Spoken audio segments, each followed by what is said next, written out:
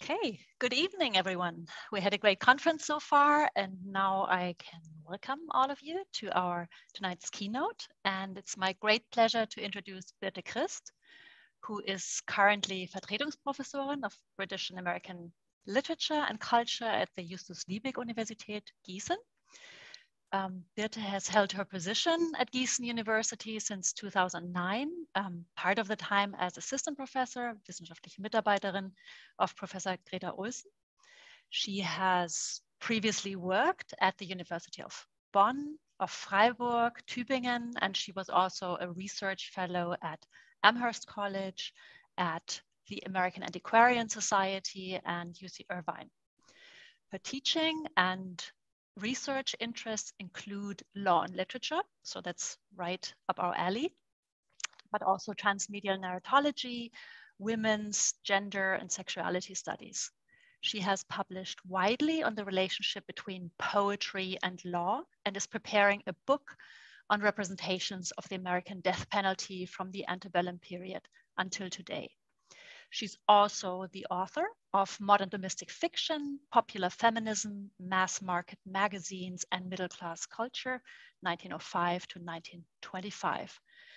She's edited various special issues, amongst them an issue of the Amerika-Studien, American Studies on Poetry on Law, a comparative volume on death penalty literature entitled Death Sentences. She has also worked on the state of American studies, post 9/11 America and the Obama era, and many other things. But tonight, Birte will speak about crime films and the death penalty in the 1950s and 60s. And she's taking this material from a chapter of her study, Imagining the American Death Penalty, which will, as I already said, will hopefully come out as a book soon. And in this book project, Birte looks at different media and their representation of the death penalty. She looks at, for example, anti-gallows poetry before the Civil War, early short films around 1900, post-war Hollywood film, but also, for example, legal TV series in the 1990s and early 2000s. And her main argument, as I could already gather, is that the imagined death penalty differs quite significantly from its reality, especially in matters of race, and it thus performs problematic cultural work with regard to capital punishment and other power structures in American society. And so we're happy to have you as an expert here, Birte, and our students are also happy to have you, courtesy of the BRA. Thank you to Marga Schweiger-Wilhelm and everyone at the BRA team. So please join me in welcoming Birte Christ for tonight's talk.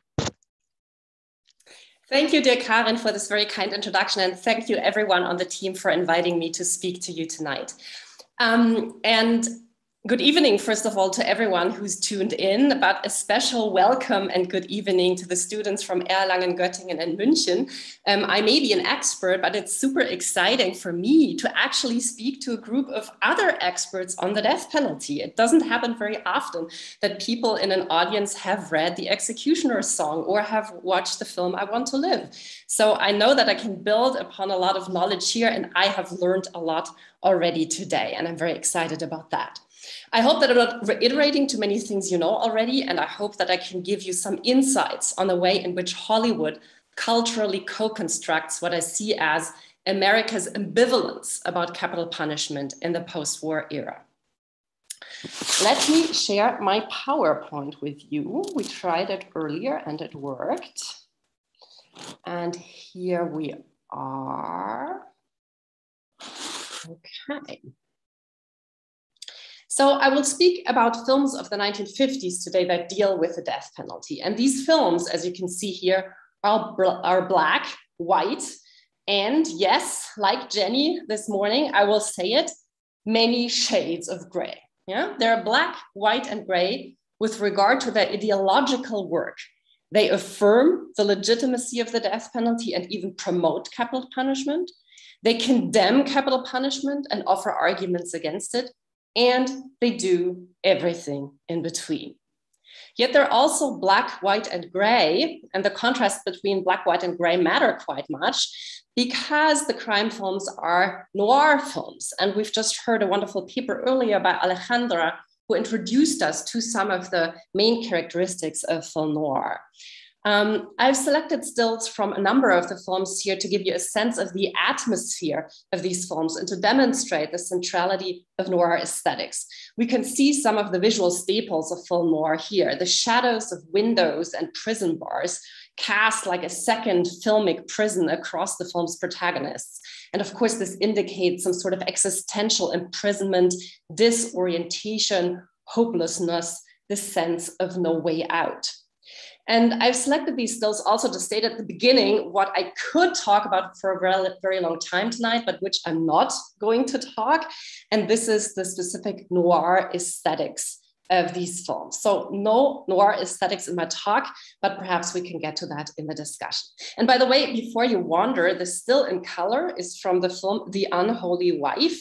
I'm not going to talk about this today, but it tries to achieve the effects of film noir in technicolor. So a very interesting case. What am I doing tonight? I will speak about a cluster of 32 crime films of the 1950s and early 1960s that revolve around the death penalty. And I want to show three things. First, I demonstrate the relevance of this cluster of films for the construction of positions on capital punishment before the Supreme Court's Furman and Gregg decisions in the 1970s. In other words, I'm making an argument about why these films should be seen as making an intervention into the death penalty debate after the war, and as making that intervention as a group, as a cluster of films that constitute a clearly defined cultural space within public discourse. Second, I argue that the cluster is ambivalent. It is black, white, and gray. It works to affirm and to criticize the death penalty. And I argue that in that ambivalence, it prefigures the ambivalence in public opinion from the mid-1960s onwards. More strikingly, it prefigures America's paradoxical legal turnaround on the death penalty in the 1970s. Third, and related to that, I argue that Hollywood in the 1950s practices the same kind of race avoidance in its representation of the death penalty that the Supreme Court practices in its Furman and Gregg decisions. In other words, Hollywood whitewashes the death penalty. So what are my steps? I will first briefly say a bit more about the cluster and its characteristics, and then relate the cluster to public opinion, practices in capital punishment, and Furman and Gregg. In step 3, I will speak about a number of films that clearly criticize and a number of films that clearly affirm capital punishment. I will, in a fourth step, then complicate the argument and suggest that there is a representational problem that death penalty films of the period face. Because of the demands of plot and the need for rising narratives, the climax of death penalty films, the execution scene, is often rendered as a site of sublimity, and with that, as a site of masculine agency and white privilege with problematic implications. By contrasting Robert Wise's I Want to Live, which we've heard about today already, with Roy Dalruth's commentary or remake of that film, which is entitled Why Must I Die?, I will show how this tendency to render the execution as a site of masculine agency can significantly undercut film's abolitionist function. Finally, I will look at 2 films that feature African-American defendants. And with that, I'm going to demonstrate how the films deflect from the African-American story and again render the death penalty a site from which white people emerge triumphant. And thus, these films too, like all the others, belie the connection between race and punishment, and thus also between the heritage of slavery and the death penalty. When I refer to death penalty films of the 1950s and early 1960s, I refer to the films listed here. Between 1951 and 62, Hollywood almost each year produced 2 to 3 films that focus on capital punishment. After 1962, Hollywood brings out only 3 more films, Ready for the People and Cold Blood and The Detective. What's really striking is that for 10 years, between 1969 and 78, Hollywood ignores the topic completely. There is no single film that treats the death penalty during that period. The first film that does so again is Harold Becker's The Onion Field in 1779. And that hiatus in the production of death penalty films will be important in a moment. What kinds of films am I talking about? You may have thought, that doesn't sound quite right. Hollywood must have produced some Westerns, for instance, where people are hanged, or historical films that deal with executions sometime in the 1960s. And of course it has. The films I'm speaking about are what I call realist death penalty dramas. In other words, these are crime films that take the death penalty as their central theme or focal point, and that are set in the present day US, not in a different country or historical period. Moreover, what almost all of these films, with the exception of 3, share is that they deal with the death penalty as a problem and do not reduce it to a plot device. And here we get to why I see these films as a cluster. You may think, okay, it may make sense to see an endpoint in 1968 because those death penalty films were produced in the decade following. But why start in 1951? What about realist death penalty dramas before 1950? Were there none? Yes, there were many. In fact, since D.W. Griffith treated the death penalty in 1916 in his monumental film Intolerance, Hollywood produced an average of 2 to 3 death penalty films set in the contemporary US per year, and without any interruption. However, what happens around 1950 is a shift in restrictions on film subject matter and moral and political messages. The production code, which was very strictly enforced after 1934, became looser. And one of the things that the production code demanded was that no guilty criminal on screen could go unpunished or be represented in a positive light. Executions and other violence could not be shown on screen either. In other words, the only plot line around capital punishment that was available within production code restrictions was that which Griffin inaugurated, and that is the race against the clock to save an innocent person from execution. As you can see in the stills here, in Intolerance, this is a literal race between a car and a train.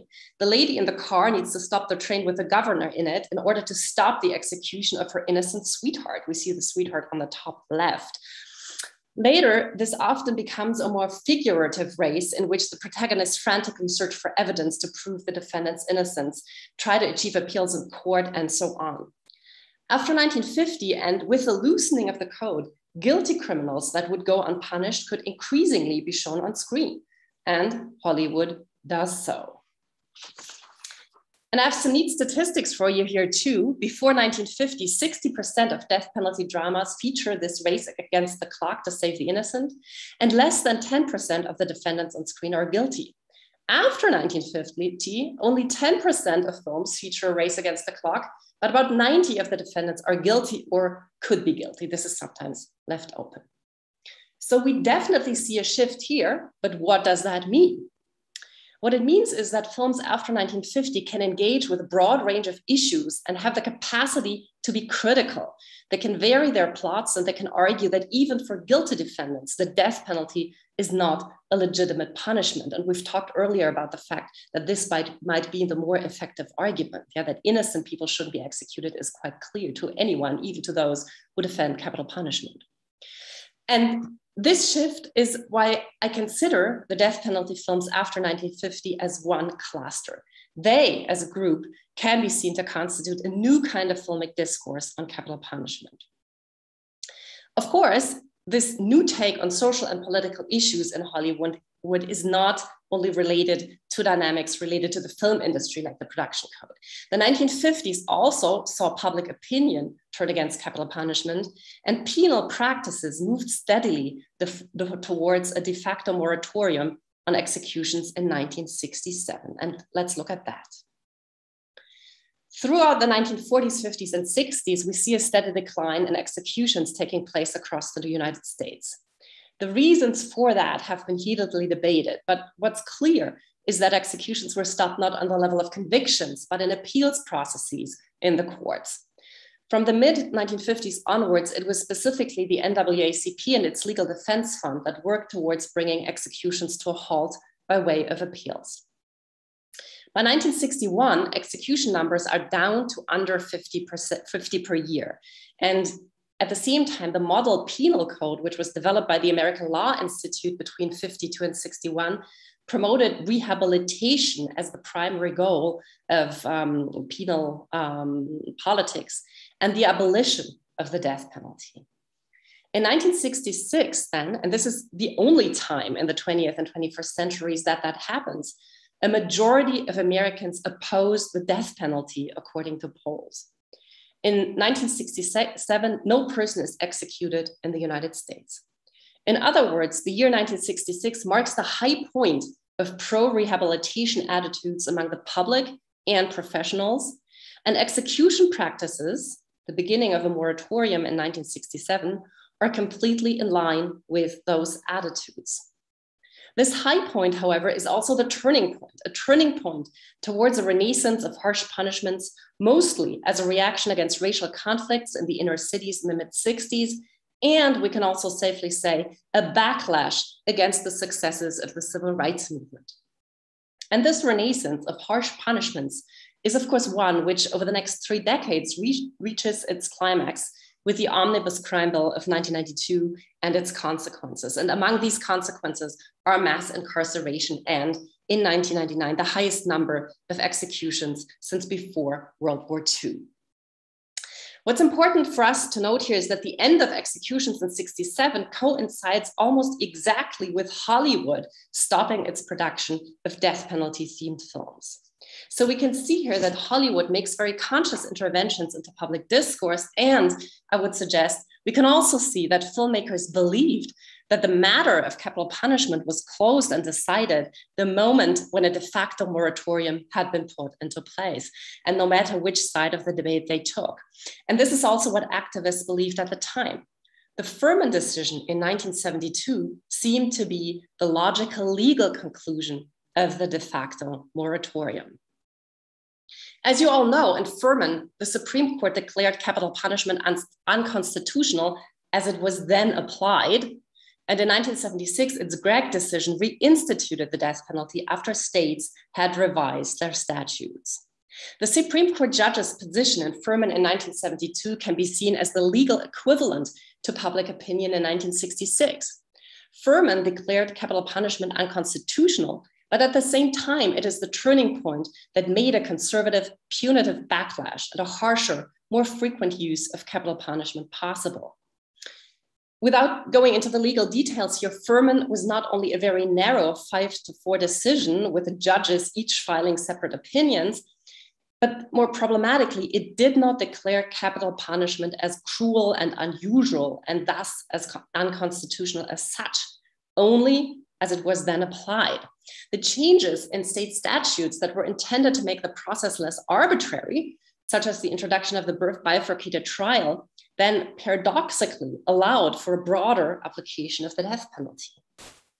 So the Supreme Court issued in Furman what we may want to call a mixed verdict, a mixed position on capital punishment, exactly as Hollywood does in the 1950s and early 1960s. Hollywood, too, is ambivalent, has it both ways, seems to speak for the abolition of capital punishment, and then often undoes a lot of its own progressive potential.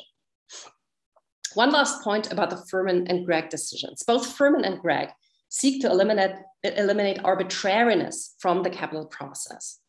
The issue of race as a discriminating factor in convictions and executions is, of course, central to the work of the Legal Defense Fund stopping the executions of African-American convicts in the courts in the 50s and 60s.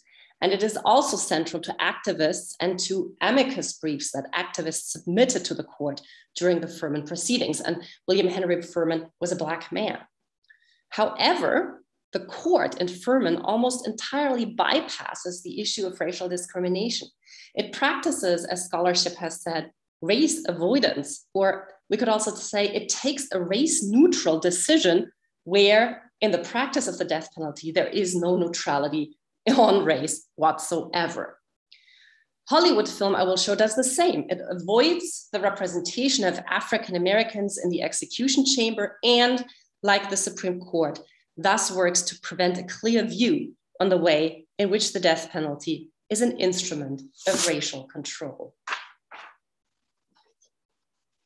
So Hollywood co-constructs both abolitionist and retentionist positions in the 1950s and early 1960s. This may not really be surprising in a way, but scholarship so far on Hollywood's position on capital punishment agrees that Hollywood in that time is progressive and working towards abolition after the war.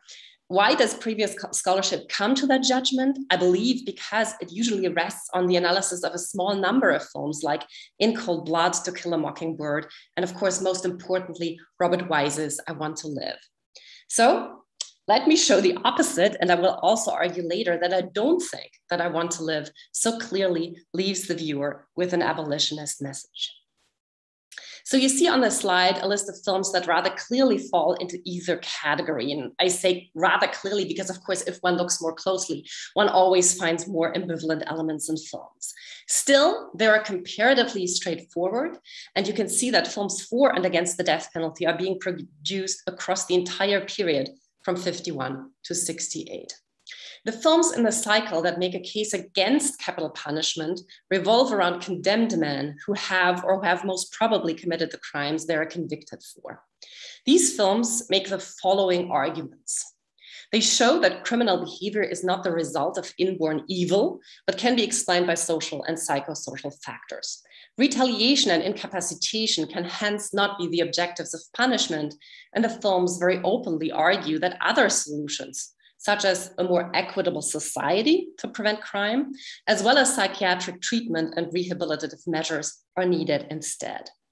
Some films also cite the difficulty of establishing guilt without a reasonable doubt, and some use the walk to the death chamber or the execution itself to make the inhumanity and violence of state killing effectively accessible for the viewer.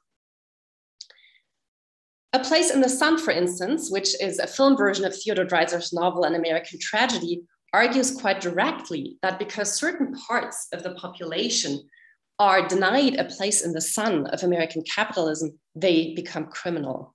And even during his final moments, the protagonist, and this is the point about can we really establish guilt, the protagonist is not even sure himself whether he's guilty, whether the death of his girlfriend was an accident or the result of his own plotting. Then if he doesn't know whether he's guilty or not, how can the law establish guilt, is what the film asks.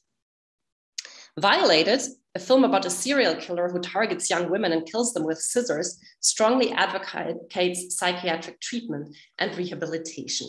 In the opening credits, the leading psychiatrist in the film states, "In the darkness of indifference, evil will foster and grow. Bring it to light and it will disappear." So if you talk about it and if you talk about the reasons for criminal behavior, it will disappear. At the end, as the serial killer is going to be executed, he states again, "As the twig is bent, the tree inclines. If I," the psychiatrist, "if I had had the opportunity to treat the twig, you probably wouldn't have to chop down the tree." So clear embrace of the necessity for early psychiatric treatment. The films The Birdman of Alcatraz and Conway's 4 both show successful cases of rehabilitation in prison, and both the convicts have first escaped the death penalty in the electric chair.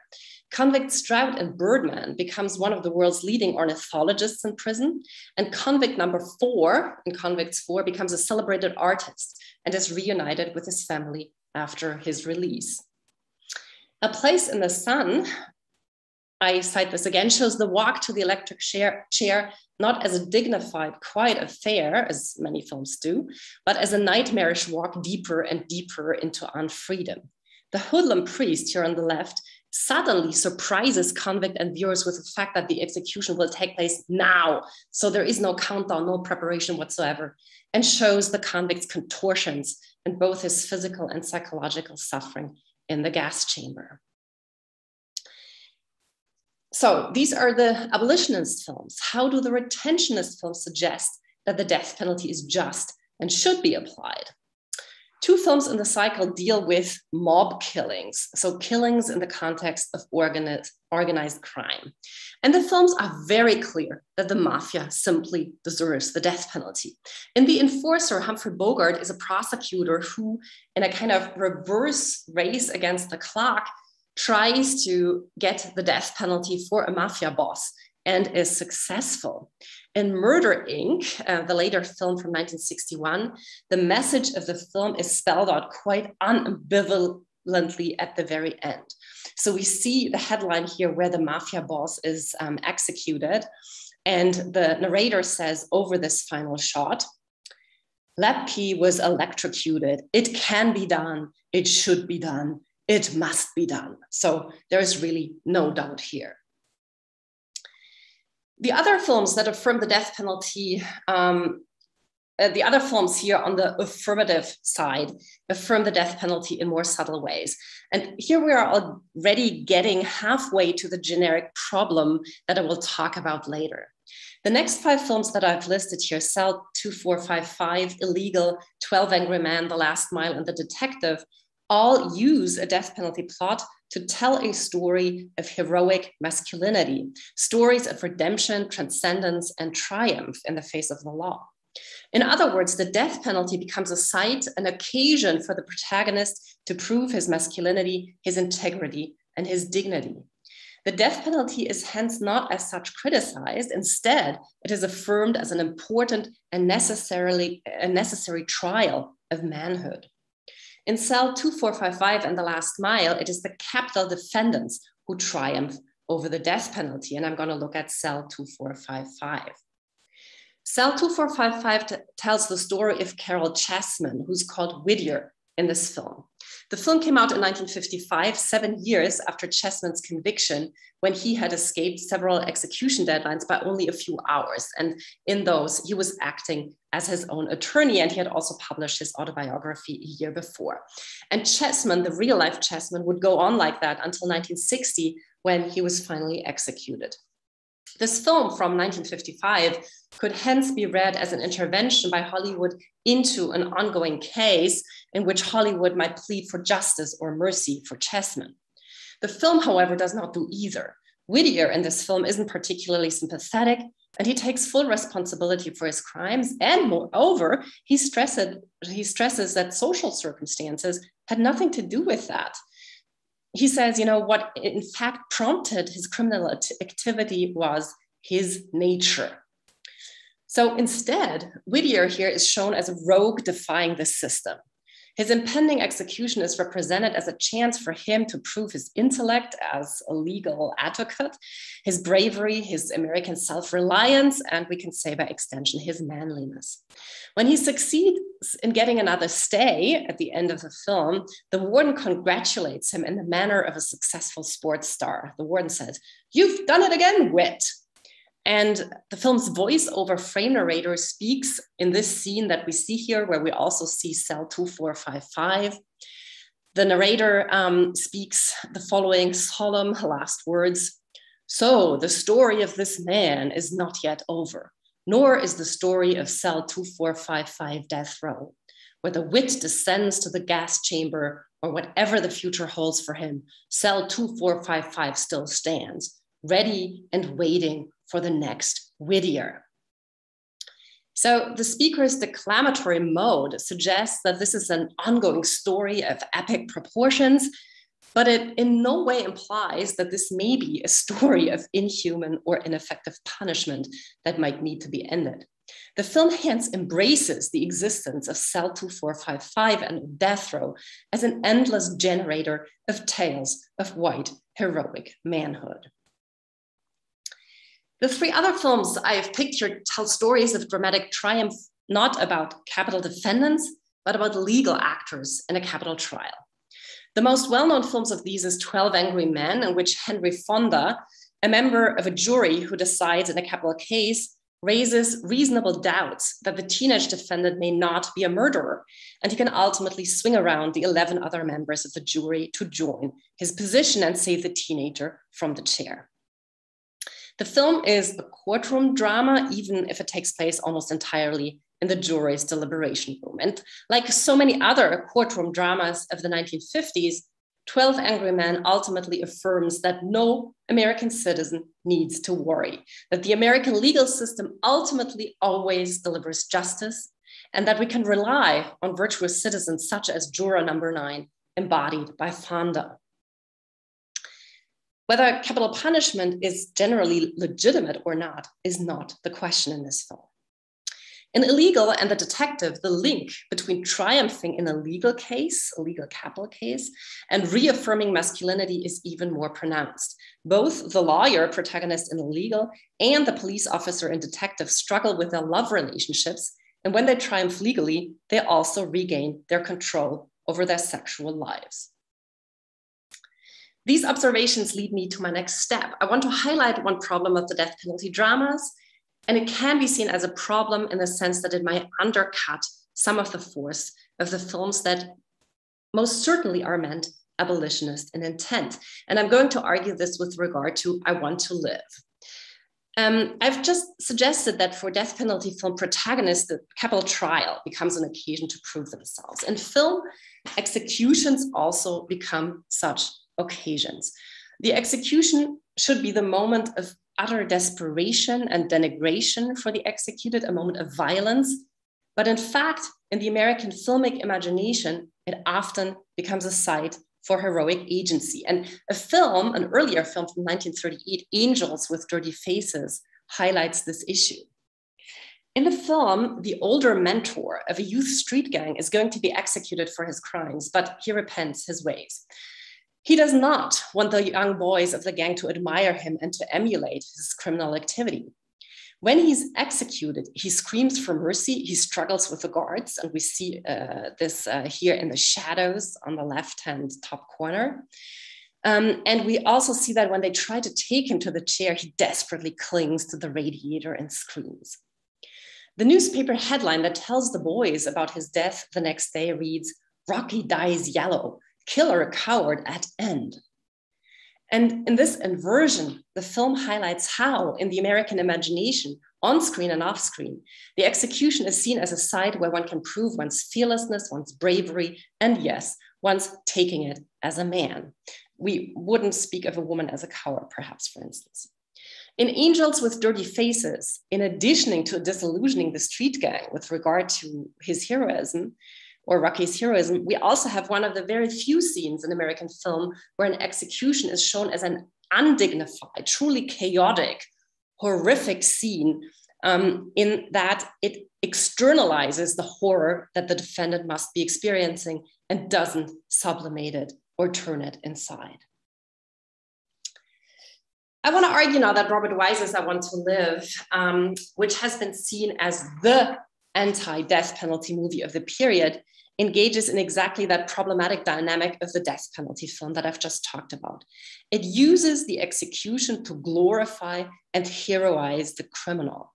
In the case of I Want to Live, we of course have a woman protagonist, but I want to show how she's heroized like a man, so to say, and how this potentially leaves viewers with less of a sense of outrage against the institution of capital punishment than most scholarship on the film suggests. I Want to Live is based on the real-life case of Barbara Graham. We've heard this earlier today already, who was presumably innocent of the murder of Mabel Monahan, but was executed in 1955.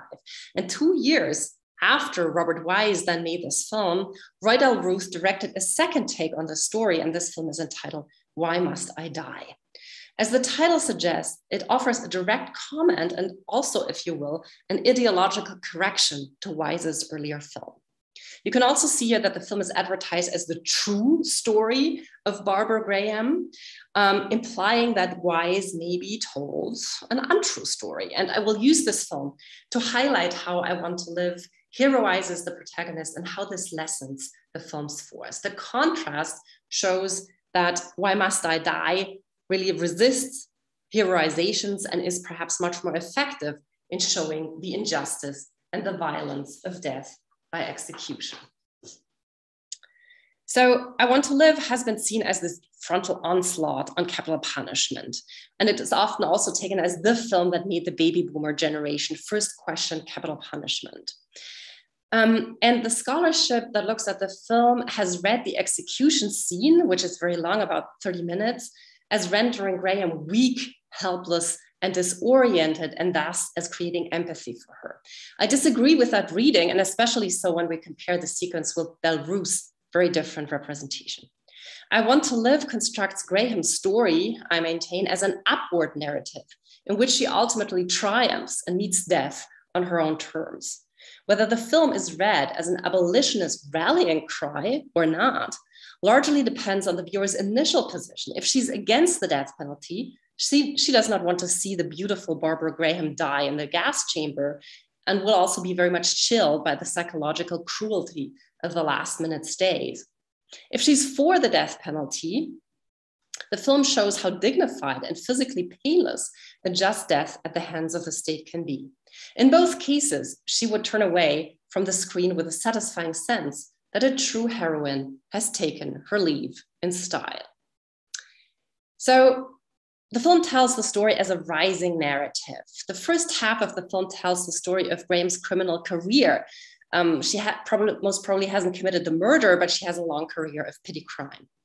A middle part covers the process of her capture and trial, and the final part then shows her after her transport to the death house of St. Quentin prison and the last hours before her execution. The fact that Graham moves from a place of crime and chaos through the legal process to a better place in the death house is underlined by a number of generic and filmic choices. The film, and we see the opening sequences on top, the film opens by creating a noir atmosphere of low life and crime. You see these diagonal shots in a smoke-filled basement bar, and then we see Graham after having sex with a John in a dark hotel room.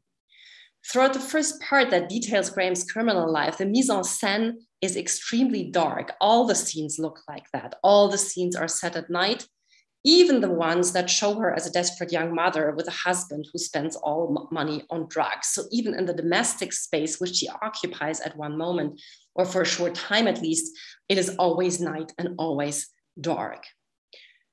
The only scenes that are brightly lit in this first part are when the police burst into the hotel room in the opening sequence to arrest the John, and a bit later when Graham is seen in the lobby of a women's prison in which she serves a short term. In other words, the film from the beginning marks the world of the law as the place of light. After this dark noir first part, the trial phase is marked by a back and forth between noirish scenes in the prison or more brightly lit scenes with Graham's lawyer and journalist Montgomery. The journalist Montgomery becomes convinced of Graham's innocence and tries to work the media to support her. The last part then turns to what I call an almost documentary style or documentary realism. It has hardly any shadows, no disorienting angles, and instead brightly lit throughout. So the stills on top are from the opening scenes. The ones at the bottom from Graham's time in the death house waiting for her execution. And you see the dramatic difference in lighting, which separates the first and the final part of the film. And it's quite striking when you pay attention to that and watch the entire film. And by the way, this is even true for the gas chamber. It's pretty brightly lit. So much for some of the overall formal choices of the film. The scenes in the death house and the execution itself are, on the one hand, suspenseful and harrowing to a degree that they're almost unbearable, because viewers cannot but hope with Graham and the staff and everyone in the film for a last-minute stay. But at the same time, the scenes are pervaded by calm, control, and Graham's self-possession, and yes, glamour. Graham is never seen during the film before as inhabiting any space of her own. She's always in the dark, in cramped places like her tiny home, hiding in a gambling parlor, or she's in the prison cell. Here, she seems to own the place. She arranges her clothes and cosmetics calmly. She writes letters. She receives visitors. And what's striking too is that whereas the camera has not shied away from showing Graham in sensationalist ways, frenzied, dancing wildly, desperate, crying, and so on, the camera never enters the cell during the entire sequence. It stays outside and captures Graham only through the open cell door. The cell becomes Graham's room of her own, so to say, the more the execution nears. On the plot level, Graham also displays great emotional independence by maintaining a cynical distance to Montgomery, the journalist, by confessing for 2 hours with a priest who will accompany her to the gas chamber, and also by ultimately being able to say goodbye to her child. And she gives her son's toy tiger to the guard Barbara for her kids. Most importantly, she succeeds in setting her own rules for her death and its spectacularization. She refuses to have her body searched and is successful. She dresses up for the occasion of her execution. She insists on wearing high-heeled shoes to the gas chamber. She also asks for a mask to wear so she does not have to face the press watching her on her walk to the chamber and through the chamber's windows as she dies. One could, of course, argue that focusing on her appearance shows that she's buying into the logic of the execution as a spectacle and offers herself up to it, that the scene is thus degrading, objectifying, even pornographic. One could also argue, as many have done, that asking for the mask is a sign of weakness that makes it necessary, moreover, for the priest and the guard to help her find the way to the chamber. However, given the fact that this is one of the moments in the capital process that is most clearly prescribed by execution protocol and usually does not allow for any variance, Graham can set her own standards to an astonishingly high degree. In addition, Graham is not objectified, I would argue, but glamorized on her way to the gas chamber. She's wearing her high heels and walking to the chamber on a red carpet. The red carpet is so that her feet wouldn't get cold if she hadn't insisted on wearing shoes, but it makes her look almost like a film star with an entourage of admirers. She, at one point, loses her shoe, as you can see on the bottom right, yes, but instead of seeing that as a moment of helpless stumbling, we can also see it as sort of an intimate fairy tale moment in which the prince picks up the shoe and fits it onto the foot of the graceful princess. It is not really a stumbling to my view.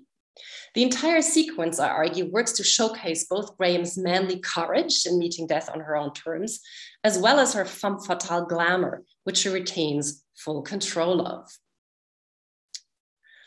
That Graham's courage and her visual presence triumph over her death is also suggested by the last shot in the gas chamber. Suddenly, the camera moves upwards and then stops, lingering on the central view up into the gas chamber's small dome.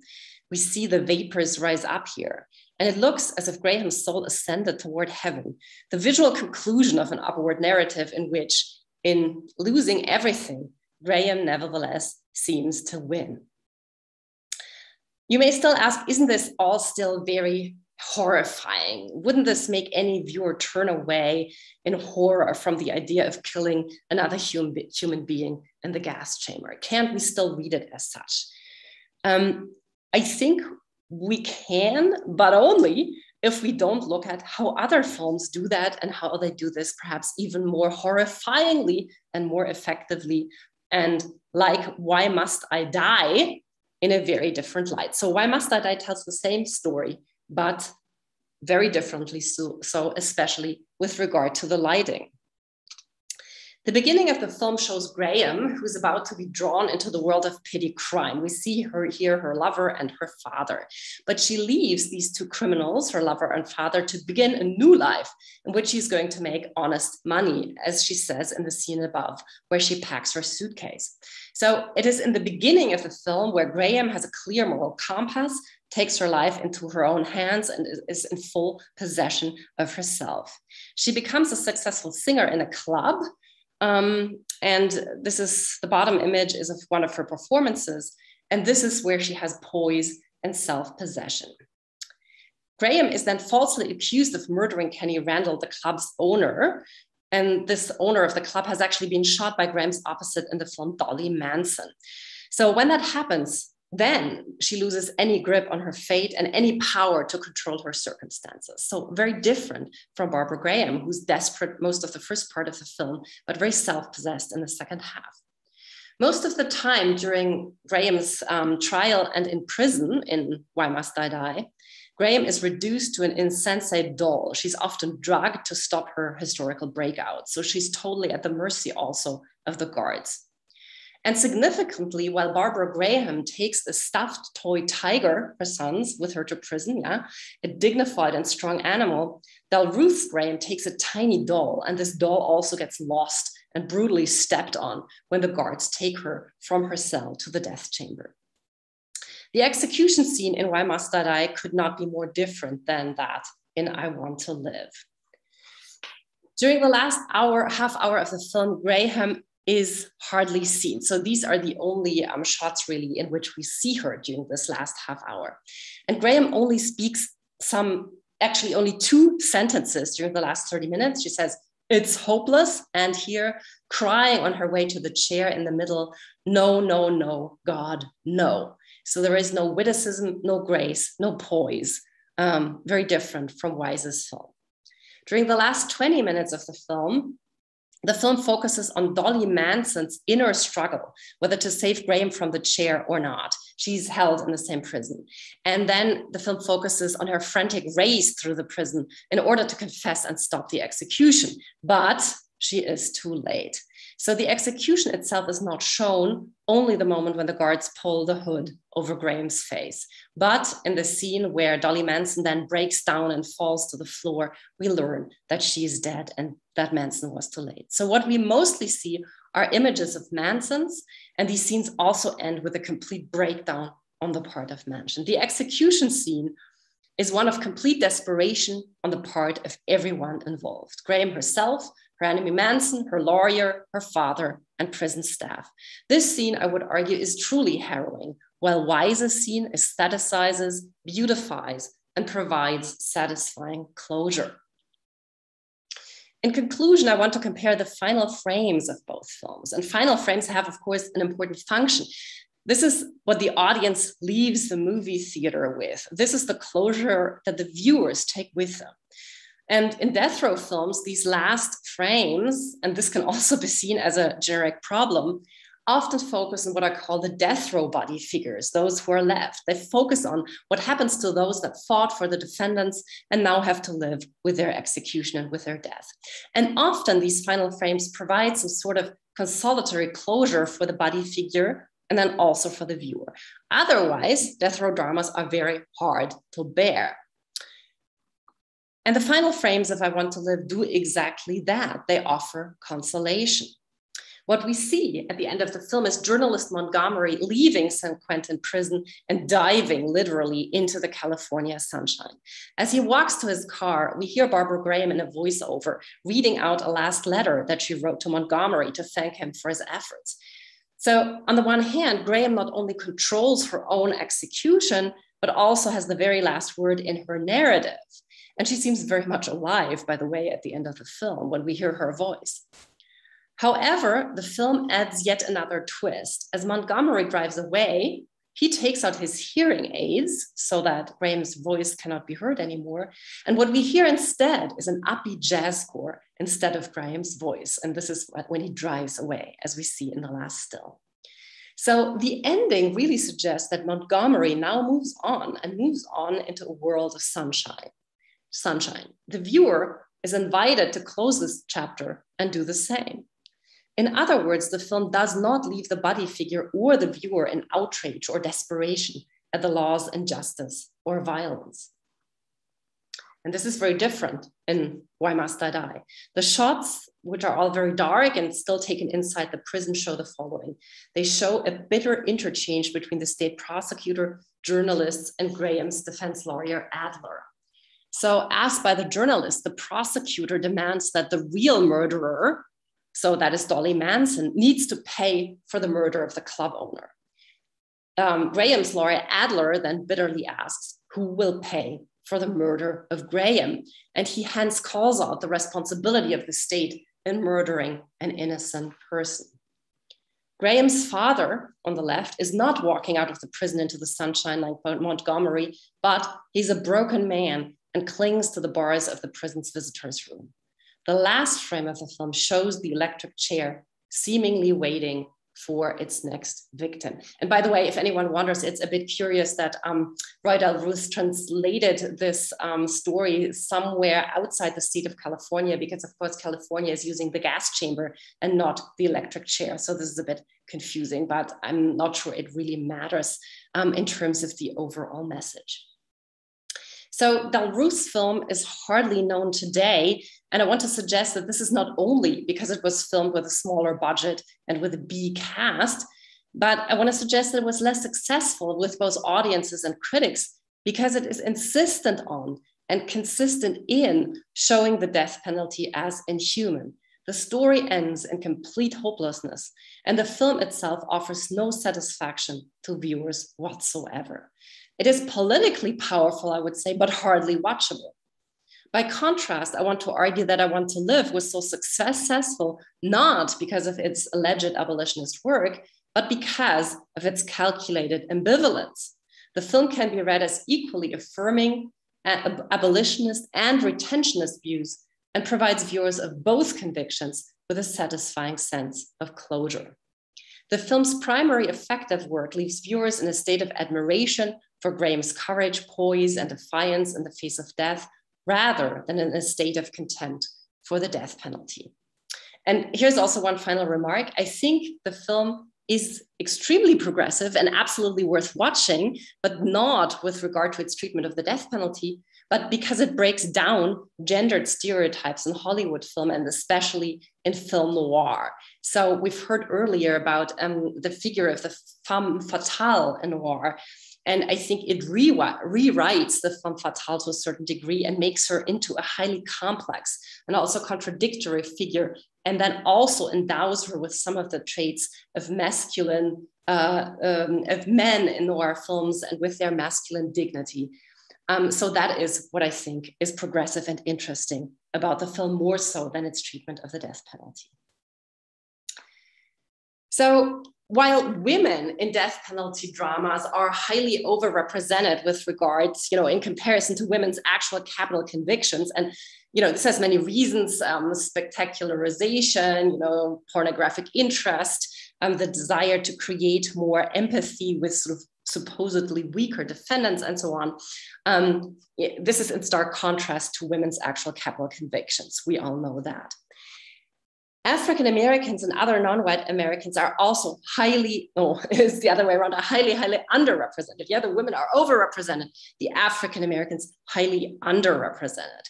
And I want to look now at how the sublime space of the execution that we've seen in I Want to Live is reserved for whites, and is so even in films that do feature non-white protagonists.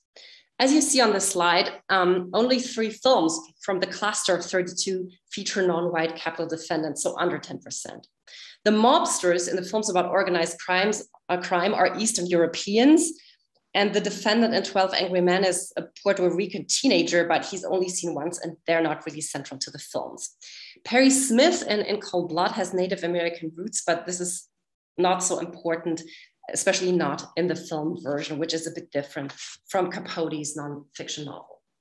So this leaves us with the films Trial, Sanctuary, and To Kill a Mockingbird. And I will look here at the last 2 films, and both of them feature African-American defendants. It's no coincidence, I believe, that they're both based on novels, because literature can much more easily address racism in the legal system than Hollywood at the time. So Sanctuary merges storylines from 2 Faulkner novels. The Black maid Nancy Manigault is sentenced to death for the murder of her employer's baby son.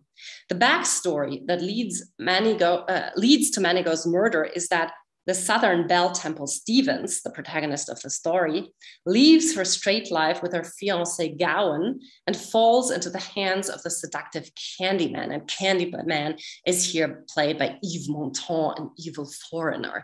And she enjoys a life of sex and drugs. When Candyman dies in a car accident, or at least this is what everyone thinks, Temple returns to Gowan and to a domestic life and has 2 children. Manigault, who used to work for Candyman, comes with her.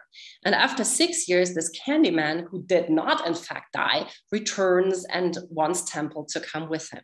And Temple decides to go with him and take her baby son with her into this life of sex, drugs, and vice.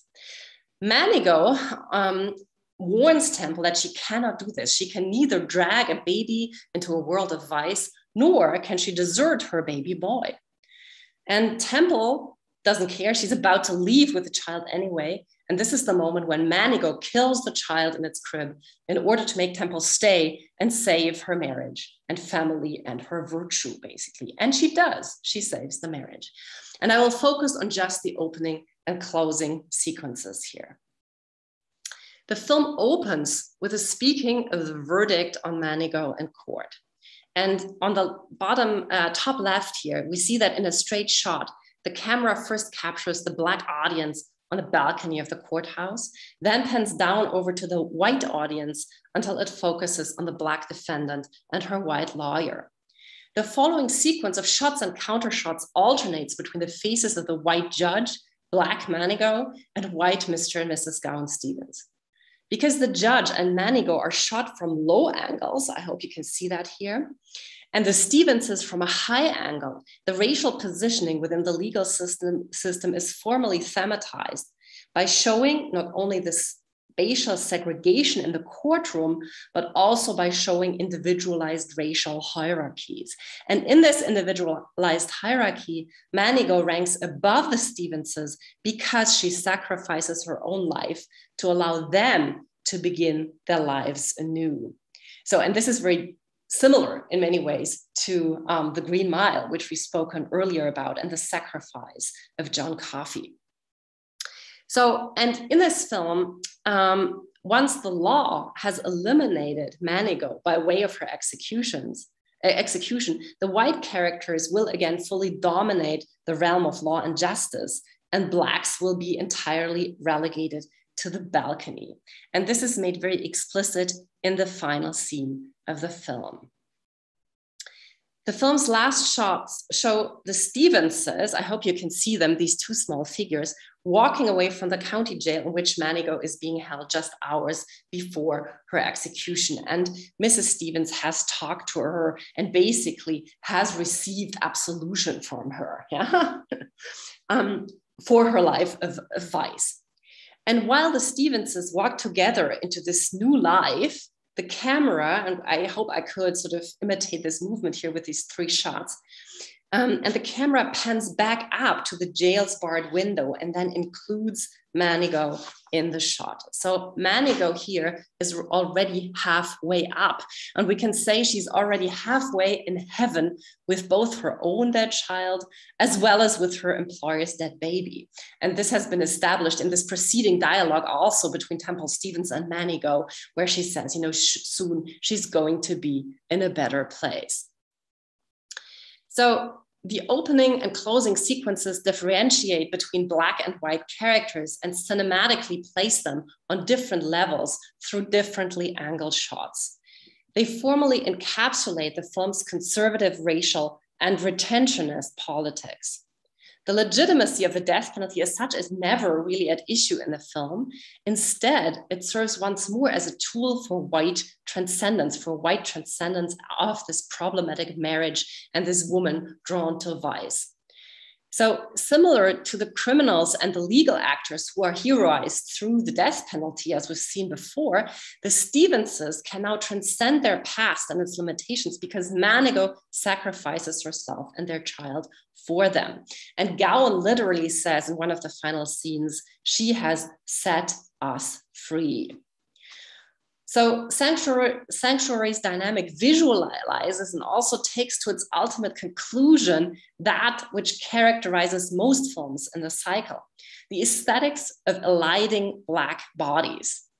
So while African Americans in the majority of films are simply absent, and the death penalty is reserved for whites as a site of transcendence, in Sanctuary, a Black body has to be sacrificed on the gallows so that a white couple can walk away from it and begin a new life.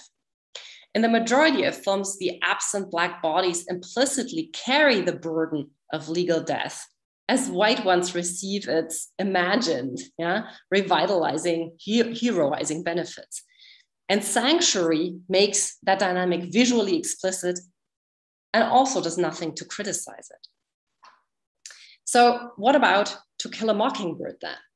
To Kill a Mockingbird is certainly one of the most widely discussed films in law and film scholarship. And of course, Harper Lee's novels, Mulligan's film version, and Gregory Peck's embodiment of the lawyer hero Atticus Finch have been super central to the US American cultural canon since mid-century. The film revolves around Finch's defense of African-American Tom Robinson, who's accused of raping a young white woman, Ayala Ewell.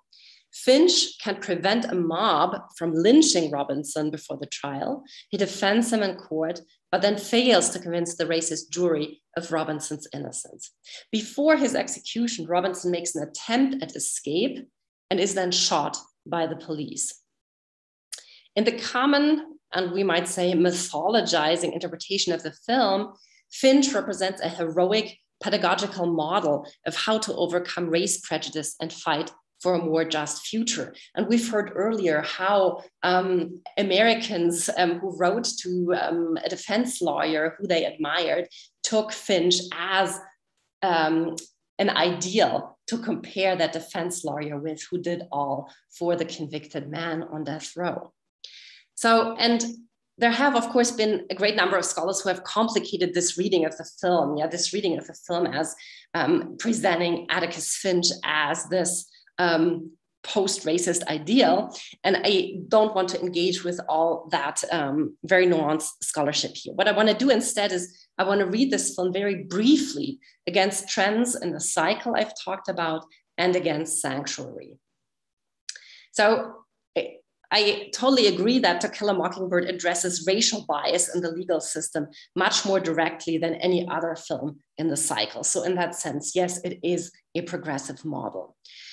Moreover, what's important is that it revolves around a Black man's conviction for the alleged rape of a white woman. And this is exactly the issue that the NAACP used to argue in the 50s and 60s, that the death penalty was applied in a racially discriminatory manner in the South. So this film really targets the issue at stake in the 50s and 60s. A comparison of the camera perspectives in the trial scenes of Sanctuary and To Kill a Mockingbird then also indicates the two films' very different cultural work with regard to race. In Sanctuary, we saw that the camera strictly differentiates between the white judge on the bench and the Black defendant on the counsel table, and between the Black audience on the balcony and the white audience in the gallery. To Kill a Mockingbird, by contrast, literally integrates the balcony. So Finch's children follow the trial under the tutelage of the Black housekeeper Calpurnia from the balcony. And also the entire courtroom is much more integrated, shots vary, and so on. So while To Kill a Mockingbird exposes the way in which the law is deeply structured by racism, it does something else too. I believe it also literalizes Hollywood's elision of African Americans from the privileged sides of capital law. So we've seen that Hollywood constructs white heroes who either walk to their deaths on their own terms, or who, if they're illegal actors, grow personally and transcend themselves. In Mockingbird, Atticus Finch succeeds in dispersing the mob that tries to lynch Tom Robinson before he has to trial. As a result, then, Robinson is sentenced to a legal, orderly death on the gallows. In other words, he is sentenced to a death that Hollywood would conventionally use to stress the redemption and courage of the condemned, and to give him a chance to triumph over death. But what happens then, of course, in the film is that Robinson is shot by the police, and hence the film leaves Hollywood's conventional dynamics of racial representation intact. Robinson is not granted a 30-minute glorious execution scene, but he is hunted down by the police and killed off screen like an animal. The larger than life hero that the film constructs is, of course, white middle-class lawyer Atticus Finch. So the presence of the Black condemned in Mockingbird thus makes Hollywood's denial of heroic individuality for African Americans visible, yet without critiquing it. Before everyone storms against this interpretation, let me say that the film visually isn't as drastic as I may have suggested. So the film's final frame here is not of sort of a heroic strongman Atticus, but is of Atticus, the father, who we see here with his daughter Scout, because this all is, of course, framed in a narrative from the perspective of young daughter Scout. But still, as we see by sort of the public reactions and the public use of this film, Atticus Finch is the hero that we remember. So, and in that sense, the film literalizes the dynamic that we see throughout the cycle. So, final question. Why is this whitewashing, this elision of African Americans from the death penalty as a site of agency so significant? One could, in a way, say that this is a wrong take on capital punishment anyway, right? It should never be represented as a site of redemption or transcendence or triumph if you want to create a film or text that works towards its abolition. This elision of African Americans is significant, however, for two other reasons. One, this elision demonstrates once again how in the white American imagination, there is no space and no agentive and dignified space for African Americans. And this, of course, in turn makes it easier to dehumanize and demonize African Americans and make them victims of the law. The second point is, and this is perhaps even more important for our context, is that if Americans take their idea of the death penalty from 1950s and 1960s film in those decades, then the question of racial bias in capital law and capital trials is a no question. It is simply not an issue. We don't see African Americans on screen. And that myopia, or that refusal to regard race, as I've said earlier, also informs Supreme Court decisions, and not only in the 1950s and 60s or 70s, but also later. So this prevents a general outlawing of capital punishment because discrimination isn't taken seriously. And the Supreme Court continued these politics, for instance, in the McClaskey case in 1987, where the court refused to take data on race of victim bias in capital trials as an evidence of discriminatory patterns. It just did not look at race and denied that African Americans actually ended in the death chambers. So I fear that this was a bit of a tour de force through many films, which not all of you will have seen or have seen yet. Yeah, let me optimistically say that. I hope I could encourage your, get up your interest in many of these films because this is very exciting material. However, what I hope I could show is how a decisive moment in the history of the American death penalty, its near abolition and its return with a vengeance in the 1970s, were culturally prefigured in Hollywood film. And second, I hope I have shown how Hollywood's elision of African Americans from the imaginary side of the death penalty also co-constructs the ways in which the death penalty is considered by the Supreme Court in later decades. Thank you for your attention, and I'm now looking forward to the discussion and your questions. Thank you, Birte. Thank you for your excellent talk. I almost wish we had invited you at the beginning of the semester also. Then my students would have had a much better basis than I could probably give them for film analysis. I feel that both the arguments that you're making are super convincing. And I also feel that there's so much material there in terms of like the films you're analyzing, but also I feel that just looking at the marquee slogans and the film posters, that in itself would almost be a book project. No? Okay, I just want to explain to our listeners quickly again how this works. We have time for a Q&A, so feel free to ask our expert questions. What you need to do to be able to ask questions is post them in the chat on the YouTube channel, and they will then be passed on to me because I'm on Zoom, and so they will be passed on to me and I'll read them out for you. Maybe as a starter, I already have two questions by Andreas Edgers, my colleague who's also teaching one of the corresponding classes on this project. And he's asking, first of all, you convincingly showed to what degree Hollywood was in sync with shifting public opinion on the death penalty and the legal situation in American society. And he would like to know, is that still true today in your opinion? And how do you explain the growing number of podcasts, crime podcasts, series on Netflix, other streaming services that all deal with murders with court cases, famous serial killers, and people on death row. It seems like the genre that you're historically investigating has kind of like exploded recently. So I was wondering whether you have, or Andreas was wondering whether you have a take on that, maybe.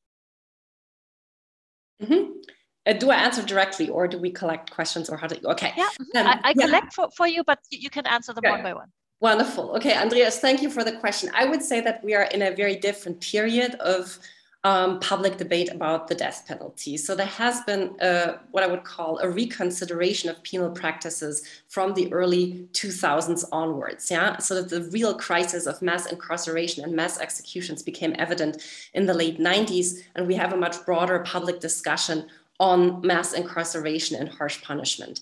And I think what happens is here we have, and I mean, this is sort of true with regard to any political issue, we have a proliferation of media that allows different people with smaller budgets and so on to chime into the conversation. That is one thing. But the other thing is that I think, so in the 1990s, we have the cycle of death penalty films, right? And what we see there is that the films, I would say, while they are well-intentioned, walk into a great number of the generic problems that earlier films did. I would say that Dead Man Walking also leaves us with quite a good feeling, because in the end, you know, everyone prays and everyone else is in heaven, more or less, yeah? And I think, so producers of other media like TV series and podcasts and so on recognize that film has generic limitations and creates generic problems, especially if it has to be popularly successful in Hollywood, and move to these other genres. And I think we can quite clearly see that already in the TV legal series of the 1990s, where you can discuss the issue in much more diverse ways than you actually can in a 2-hour film. And I think this also extends to other media such as podcasts, Netflix series, and so on. Yeah, maybe as a follow-up question, because that directly ties to that, also from Andreas, regarding this aspect of whitewashing and white privilege that you've illustrated. Can you think of any film or films? You've mentioned legal series, but in terms of like filmic formats, made after 1980, maybe, that you would see as, or would you describe as doing a better job regarding the issue representation of race and capital punishment? And could you also say maybe how that's achieved, or are there no examples? Okay, I have to say that I stopped the watching of like the hundreds of death penalty films a little bit after 2004. Okay, so after that, I'm not so firm. But I would say, astonishingly, in the 90s and until the mid 2000s, there are no Black men executed on screen. We have, for instance, the Clint Eastwood film True Crime, which features a Black defendant, but of course he's innocent and he's saved, so that's okay. Yeah. And then we have John Coffey, who's ultimately executed, but who's of course this Christ figure who wants to be executed, you know, who is not a representative of the criminal African American who has committed a crime, and, you know, around which we could, you know, investigate the reasons for that crime and think about adequate punishment. So I would say, no, there is no Hollywood full-length movie that shows a Black defendant who's being executed after 1980. Mm-hmm. That's really fascinating. I mean, I'm not that familiar with the field, but I thought that there would be at least a few examples somehow, but that's okay. Andrew Gross has a question that also ties your talk back to sort of literary material. Faulkner's novel Sanctuary ends in a lynching, but the lynching of a white man. And the film bearing the name changes the story significantly, but it does get Blackness into the storyline in a way that is typical also of other Faulkner stories. And Faulkner tends to transform African Americans into these Christ figures who have to die for white people's sins. And that's hardly liberating, he argues, but it does suggest that the film is true to Faulkner's oeuvre while being false to the Temple Drake story. And his question on that is, couldn't turning the nanny into this Christ figure, the scene in the upper window, be a way of getting Blackness into a Hollywood tradition of the death penalty that normally would exclude Black victims or Black sublimity? And the film isn't the answer, but couldn't it be a step in the right direction? Mm-hmm. Yeah, so basically Manigault's the Joe Christmas of Sanctuary, the film, absolutely. Yes, and there is also the following aspect. Manigault is played by the activist, singer, songwriter, Coretta, I think is her name. So one of the sort of voices of the civil rights movement. So in that sense, if you take the star persona and if people recognize her, this is a much more powerful figure and perhaps one that we do not have to read as this entirely powerless figure that sacrifices herself, that I see much more present in someone like John Coffey. And I mean, she's the one who really educates the whites about what's right and what's wrong in that manner. So I think this is a way of getting African Americans here onto the screen. And as I said, you can get African Americans onto the screen if you take a literary text and make that into a film, much easier than if you sort of write a film as film. And I don't want to skip that. Andy Gross also said that he thinks your talk was absolutely brilliant. Thanks. So I also want to pass that on. I have a student question. Julia asks, I do wonder about the effectiveness of the message of movies that are anti-death penalty, but then insinuate that the person put to death was innocent anyway. What do you think about that choice? And there's a second part to that question. I feel like to truly be anti-death penalty, you should argue against, and we already talked about this today briefly, you should argue against guilty people being executed, or does that just not make for a good film? Mm-hmm. Yeah, so the films that I look at in the 50s and 60s almost all feature guilty defendants. They've all murdered. With regard to Graham, honestly, in the Wise film, I don't think it's so clear. And definitely she's not, an innocent person. Yeah? So Graham is perhaps a little bit the exception. But in all of the other films show murderers. Huh? And I would completely agree. It's not so effective to show an innocent person. And I mean, as I said, I don't think I Want to Live is so effective in many ways. You could argue, of course, the same then also about Why Must I Die? But at least that shows the inhumanity of the execution as such in very terrifying terms. But I think what is quite clear is that all these films that show a race against the clock to save an innocent person really don't do anything to touch the death penalty, because whatever your take on the death penalty, you don't want to see that innocent person executed. And we have that repeated also in later decades of the 20th and 21st century, for instance, in true crime. Yeah, it's the same thing, that literally Clint Eastwood races around LA to save the defendant, and he's innocent and all is well. Yeah, and the death penalty remains. Yeah, I have maybe a question tied to that. That's my own question on I Want to Live, which was your recommendation. And so I remember that I saw that a little different, I think, from your analysis. I felt when I watched it for the first time that this narrative of the journalist, which is not quite as apparent, but plays a relatively big role, because that also seems to be sort of introducing a narrative arc of conversion. No? Mm-hmm. He represents the media and this problematic aspect of trial by media in the beginning, and he then comes around to be one of her biggest supporters.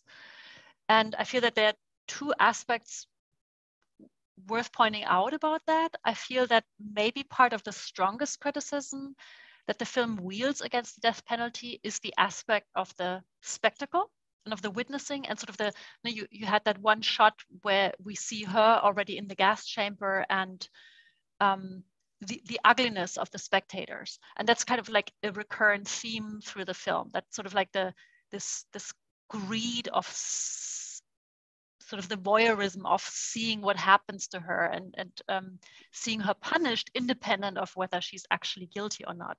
And I feel that's one strong aspect. And the other thing that really struck me about it is the absence of romance, which I think kind of ties in with what you said about her femininity or also her masculinity as a character, because I would have expected from a Hollywood film that this journalist, kind of like the easiest way to go would be to have him fall in love with her. And that's kind of like tiny bit suggested, but not really. Mm-hmm. And that would be the easiest way to like turn this into a race against the clock kind of narrative and make the viewer root for her no matter what. And it doesn't do that. And I thought that was an interesting choice. Could you maybe say something about that? I totally agree. This is a super good analysis. I forgot about that. But of course, that also makes her much more independent in the end than, you know, if she was sort of tied up in this romantic entanglement with someone who's on the outside, who tries to save her, etc., etc. I absolutely agree. And Alejandra earlier also talked about the way in which the film really talks about the influence on the press, of the press on capital trials. And that is, of course, very pronounced in the film. And in that sense, this conversion process that we see embodied in Montgomery is also important and in a way supports sort of the film's abolitionist undertaking, yeah, because there is some hope there that people can get converted. Yeah, I would agree. So it's that's like my only point, because otherwise I thought your argument that it really depends on whether you're pro or contra death penalty, and it could go both ways. I thought that was, apart from that figure of the journalist, I thought that was super convincing. And the absence of romance is striking, and I think an interesting choice because it also foregrounds aspects of female kinship in that film. Also betrayal, of course. No, she's betrayed by her cellmate, but also the sort of friendship between women kind of sticking together in a particular way. The figure of the nurse in the end, I feel that kind of strengthens maybe, yeah, I don't know, the heroism, the sense of female agency in that. I don't quite know. I don't have an opinion on that yet. Yeah, absolutely. Yeah, the one scholar who has really studied this film sort of from the perspective of biopics has claimed exactly that, to say that this is one of the few films made about a woman, and a film that is, you know, that is gripping, that you watch from the first to the last minute, in which she has no romantic relationship to anyone. And this is not the issue. She has sex in the beginning. They, like, the guard, Barbara, and she once talk about their husbands. That's it. And even there, she isn't truthful, because at first she tells the story about her husband was so wonderful, and we have just seen that the opposite was the case. Yeah.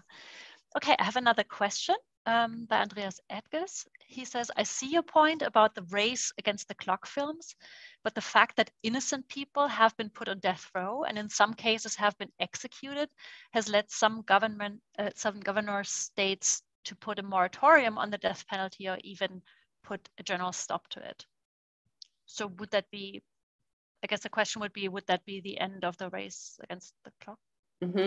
Yeah, so of course, if you haven't been aware of the fact that innocent people are being executed, and you realize that, of course, that can give you an impulse to say, oh no, we have to stop this practice, it's irreversible, etc., etc. And however, I would say that, for instance, a play like The Exonerated has really turned people around, yeah, which is sort of testimony of people who were innocently convicted and then released from death row.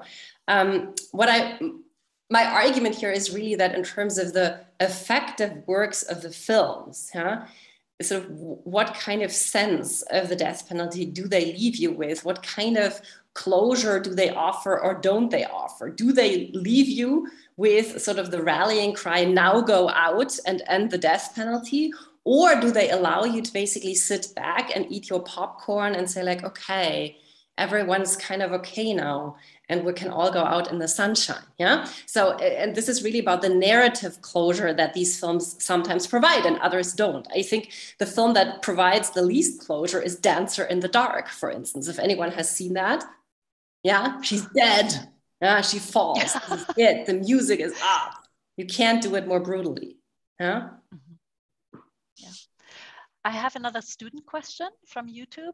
Martin Jan asks, from the films that you've seen, has every one of those films that is dealing with race in this period have something like a white savior figure, would you say? Yes. Okay. It's a brief answer, and not a very hopeful one. Yeah, or not, because of course in Sanctuary, it's a black savior figure. Yeah. So this is the reversal that, however, shows what the problem in all of the other films is. But in To Kill a Mockingbird and also the film The Trial, there are white savior figures in Trial. It's a very complicated film, but there are even sort of two white lawyers who sort of fight for the honor of winning the case. So it's even heightened, you know, in that struggle for this place of recognition of white men in front of the law. There's also, interestingly, an African-American judge who sort of balances out the whole story a little bit. So it's a bit more complicated, but generally, yes, there are white savior figures. We also talked about this when we discussed Brian Stevenson's Just Mercy, because he also speaks about the Mockingbird narrative and how, to what extent, especially white readers also tend to forget that the accused African-American dies in the end, because all that sort of sticks around is this narrative of the dad and his daughter somehow. Yeah. And that kind of gets, like, the heroics of that get narrativized, and that's what people remember. Yeah. Okay. I have another question if nobody else wants to squeeze in. I was wondering, because I also viewed this with my students, and we talked a little more in my class. We didn't talk so much about sort of literary or historical aspects. We talked more about gender and also film, and we discussed the Eileen Werner's case and Monster. So I was wondering, I mean, that's one film where you could say that we see a depiction of a female serial killer. We just see a very sort of a sliver of her biography. It's not embedded in the same kind of narrative that is usually used for, like, introducing her as that they are mitigating circumstances. It's quite clear that she is guilty as such, that she has murdered. And we also see her sort of stylized as supposedly as a sexual predator. I mean, she's a sex worker who has arguably been traumatized also, now violently kills. But this aspect of female aggression and female anger is quite clear in that film. So I was wondering, like, to what extent would you say is that sort of flipping around the gender relations and maybe offering a new perspective or a more interesting perspective on why the death penalty is wrong?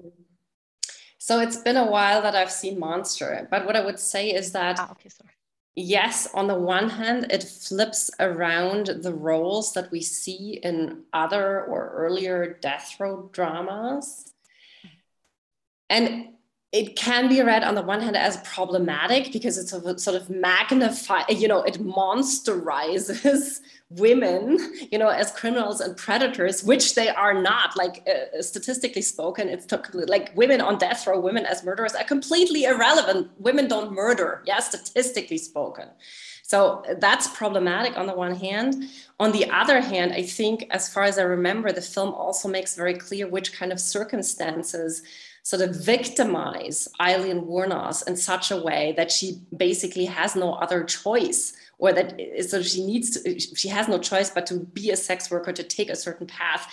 And it's made kind of understandable why this could break out in these violent actions. I mean, we feel sympathy for her in that film. So I think, you know, it goes both ways. You know, if I had to decide to make this film or not, I'm not sure. Well, I would have Yeah, I'd also like to see whether that maybe also falls under the category of that really depends on whether you were more liberal-minded at the beginning of the film or not, and whether audiences who are maybe more conservative also are simply offended by the lesbian relationship and her masculinity and her sort of aggressiveness for whatever reason. Yeah. So yeah, you could walk out and say, see here, prostitutes are all monster serial killers. Yeah, and sort of criminalize also lower class people who have no other choices. Or you could go out and say, I see the reasons for why this happens. And this is someone who actually stands up against the penal system then, and sort of who externalizes the aggression that otherwise is turned against oneself. Mm-hmm. I have one more student question from Sida. In some countries, stoning a person until that person dies is also a form of capital punishment. Such as the stoning of Soraya M. in 2009. There's also an American-produced movie. Is there any other examples of movies where we can see people are punished by the public, or any other unusual way where it's sort of like a collective aspect? And fictional cases come to mind. It's a big theme in the Handmaid's Tale series, sort of the collective punishment. But can you think of any? And so, of course, we get a lot of lynching films in the 1920s and 30s. I have to say that I've worked very hard in my research to exclude everything that wasn't a proper state execution, because otherwise you go crazy, okay? And I think that these kind of sort of narratives in the broadest sense, in which sort of the responsibility for state killing is really shown as a collective one, where a group punishes. They're usually genres like science fiction or sort of parable. I'm thinking here, for instance, of the story The Lottery by Shirley Jackson, which is sort of a stoning basically transplanted into some sort of rural United States. We don't really know the time. So there are such things, but of course, if you want to show the death penalty in its real application in the 20th century, you always end up with this bureaucratic process that diffuses responsibility, and you have to find strategies to work against that. But the strategy cannot really be to show all the citizens, I don't know, pushing the button for the electric chair. It simply doesn't work like that. So that's difficult. Yeah, so dystopian narratives would be an interesting example, though, where you have that aspect of like fundamentalism and collectivity. But as we heard in student presentations today, also the diffusion of agency, and that we don't see sort of a personalized version of the executioner, but that we just see the apparatus, seems to be really important. Yeah. Okay, I think actually time's up, and I also have no further questions from students. So just want to say thank you, everybody, for stopping by, for listening in, for asking questions, for participating in the discussion. And thank you, Birte, for a great talk. That was like an awesome contribution to our workshop and our student conference. So thank you for doing that. And students, remember that we start tomorrow at 10 o'clock under the same link that you had for today. Okay, thank you, everyone, and thanks to the BRR, and bye. Thank you, and good night.